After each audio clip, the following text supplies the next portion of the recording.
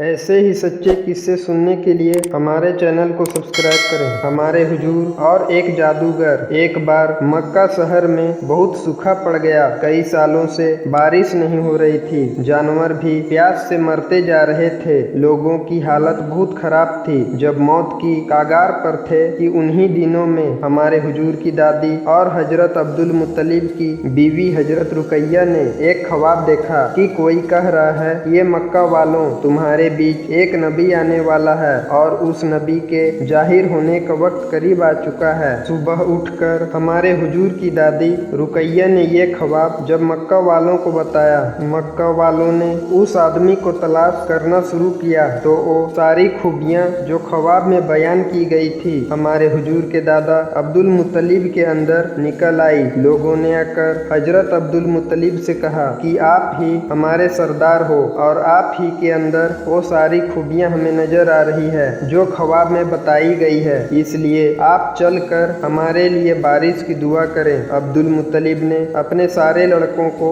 जमा किया और मक्का के हर घर से एक आदमी को साथ लेकर काबा के पास आए और हजरे अस्वद को चूमा और फिर जबल ए अबू कबीस पहाड़ पर चढ़ गए। हजरत अब्दुल मुत्तलिब ने पहाड़ पर चढ़कर बारिश की दुआ की और सभी लोगों ने आमीन कहा। अभी दुआ खत्म भी नहीं हुई थी कि अचानक आसमान पर काले बादल छाने लगे और फिर देखते ही देखते बहुत तेज बारिश शुरू हो गई। जब हमारे हुजूर की उम्र 7 साल की हुई तो एक दिन हमारे हुजूर की आंखों में दर्द होने लगा और आप बहुत परेशान हो गए। तो हमारे हुजूर के दादा अब्दुल मुत्तलिब आपको लेकर एक जादूगर के पास आए। अब्दुल मुत्तलिब ने उस जादूगर का दरवाजा खटखटाया लेकिन उसने दरवाजा न खोला। जब उस जादूगर ने बहुत देर तक दरवाजा न खोला और हमारे हुजूर अपने दादा के साथ बाहर खड़े रहे तो अचानक उस जादूगर के घर में जमीन हिलने लगी और जलजला आ गया तो वो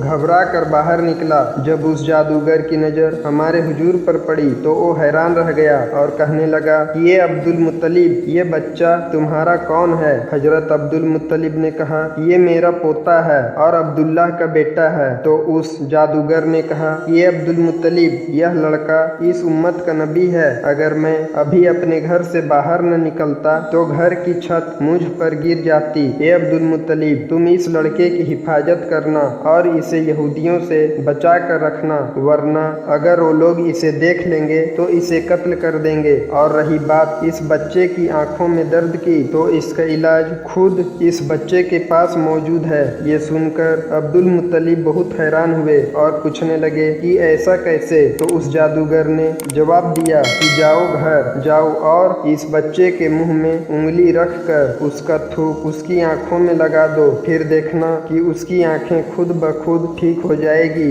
हजरत अब्दुल मुत्तलिब ने घर आकर यही किया और हुजूर की आंखें बिल्कुल ठीक हो गई। अब्दुल मुत्तलिब अपने पोते हुजूर का बहुत ज्यादा ख्याल रखते थे। जब भी खाना खाने बैठते तो जब तक हमारे हुजूर ना आ जाते तब तक घर में कोई भी खाना शुरू न करता। और अल्लाह के रसूल की ये बरकत होती कि जब भी खाना कम होता तो हमारे हुजूर अगर उस खाने में शरीक होते तो वो कम खाना भी सबके लिए काफ़ी हो जाता और आखिर में खाना बच भी जाता था। दादा अब्दुल मुत्तलिब के पास हमारे हुजूर को अभी 2 साल भी नहीं गुजरे थे कि अचानक एक दिन अब्दुल मुत्तलिब को दर्द उठा और उन्हें मौत के आसार नजर आने लगे। तो उन्होंने अपने बेटे अबू तालिब को बुलाया और कहा कि अबू तालिब, अभी तक मैं अपने पोते मोहम्मद का हर तरह से ख्याल रखता आया हूँ और उसे किसी कमी का एहसास न होने दिया। अब यह बच्चा मैं तुम्हारे हवाले करता हूँ, इसलिए इसकी खूब देखभाल करना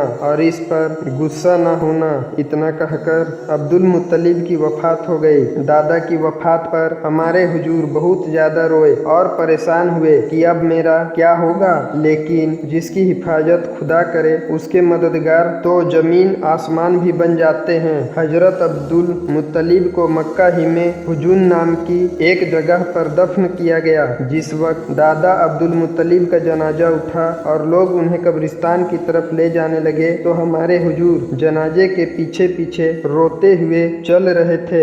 एक बार एक सहाबी ने हमारे हुजूर से पूछा कि अल्लाह के रसूल, क्या आपको अपने दादा अब्दुल मुत्तलिब की वफात के बारे में कुछ याद है? तो हुजूर ने फरमाया कि हाँ, مجھے یاد ہے میری عمر اس وقت 8 سال تھی۔